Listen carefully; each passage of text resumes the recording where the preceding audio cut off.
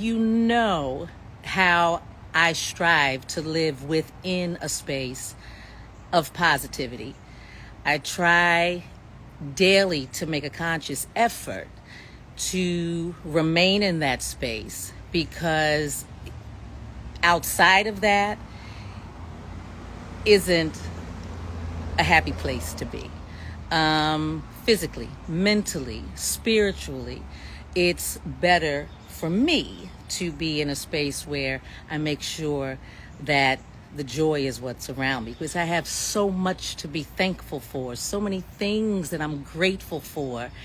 And I know the way the devil works, and I know that in those times where blessings are bountiful, he likes to creep in, and he likes to use things that he feels will touch parts of you to bring you out of a space where your energy is brought to a lower vibration, lower level, because then you're no longer able to continue on a path where you are okay. That day and that time and that moment and in those seconds, it will and has been and will forever be in reference to my children. As I'm sure most mamas are, as I'm sure most daddies are. And at some point, it's just enough.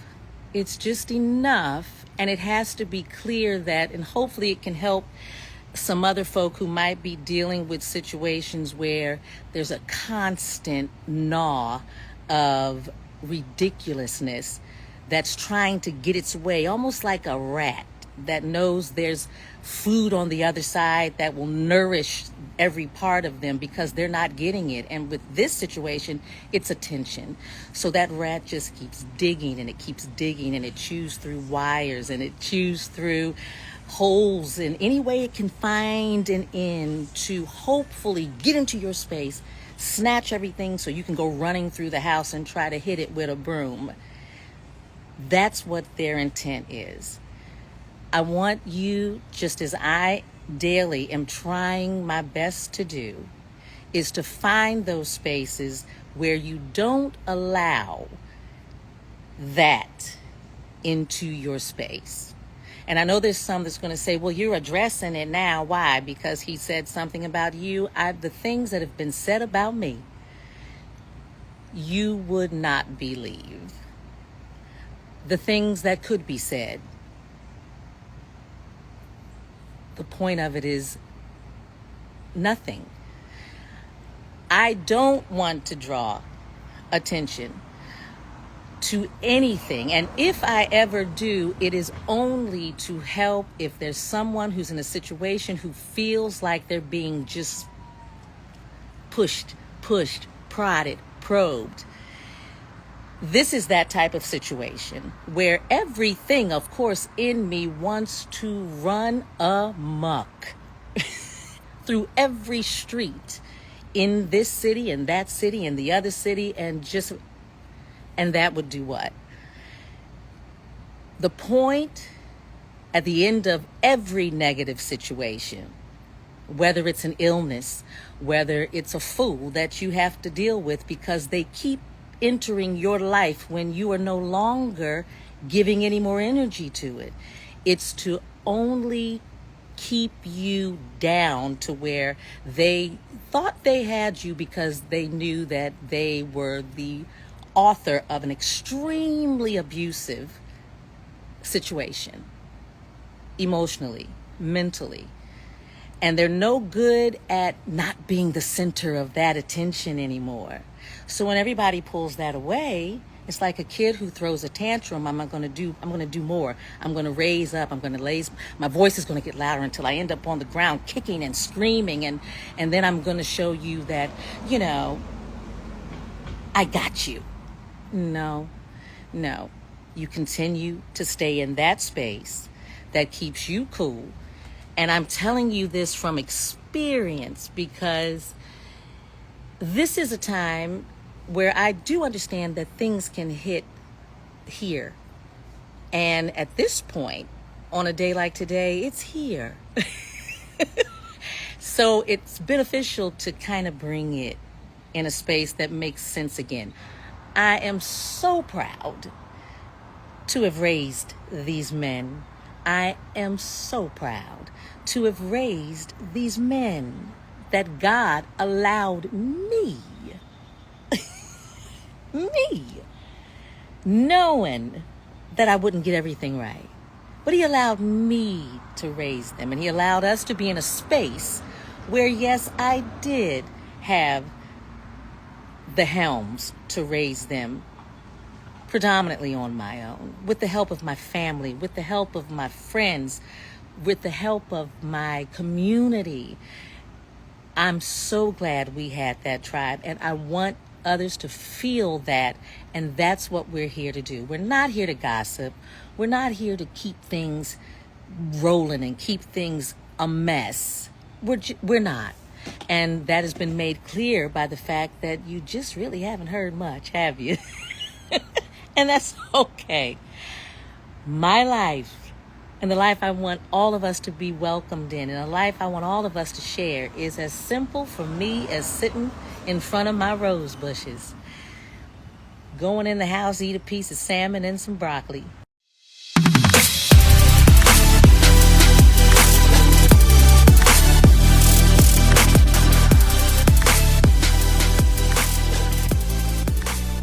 So hi guys, how you all doing today? Welcome back to my channel. My name is Chinyardula Saglam. It's your first time here with me. Thank you so much for being here.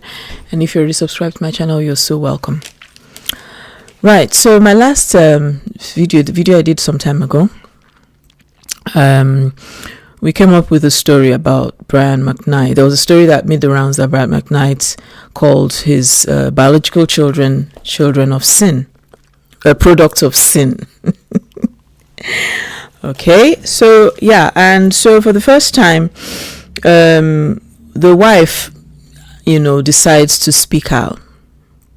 Okay, and I'm going to read out, what she says, or what she put up. She says, the same God that said, honor your father and mother, also said, children are a gift from the Lord. They are a reward from him, and train up your child in the way that he should go, and when he's older, he will not depart from it. Your children are a reflection of the work and prayers and spirituality and moral compass that parents pour into kids. You disowned kids that you created, and you're also against God. But judgment day is between you and your maker, so carry on.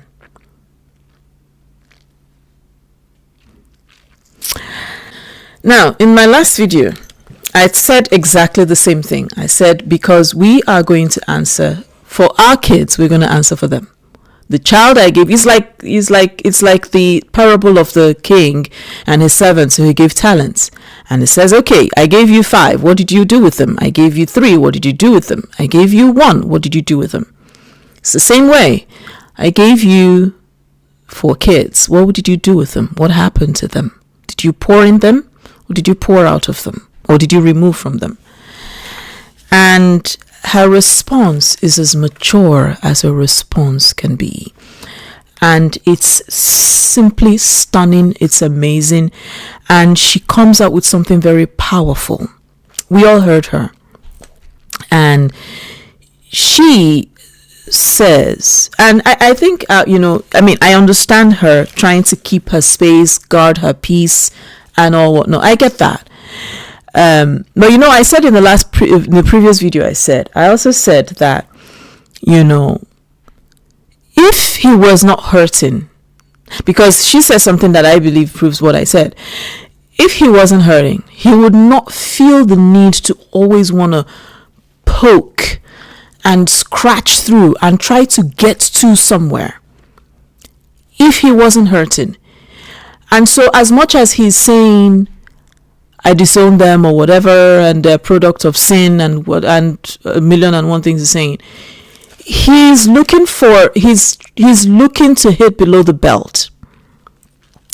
And at this point, he can only go lower, he could also take the high road, but this is as low can get, unless he wants to really, really go, deeper. And again, like I said, it's disgusting. It's not lovely to see. And in my opinion, his ex-wife gave the exact message that any mother would have given. They're my kids. I love them.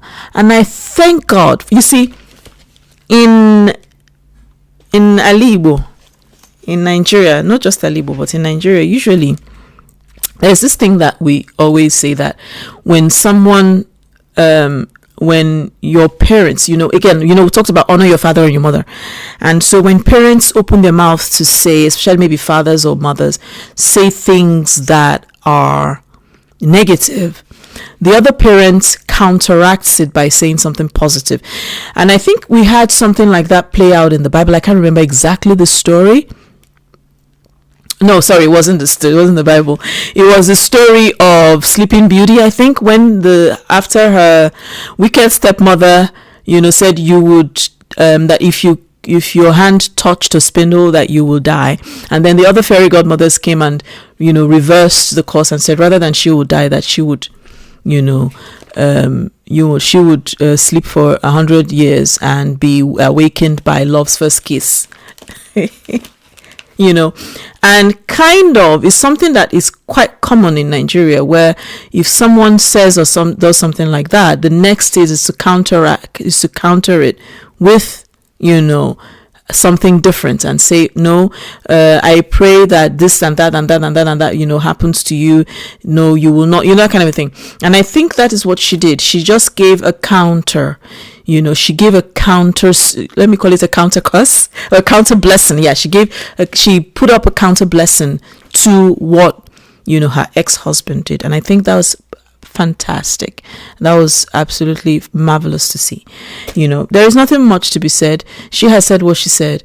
Keep my space, guard my peace. I don't want to escalate this. I don't want to give people something to talk about. Perfect. And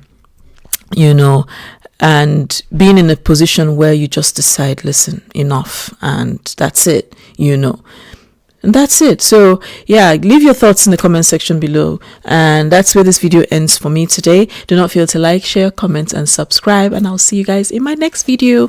Bye.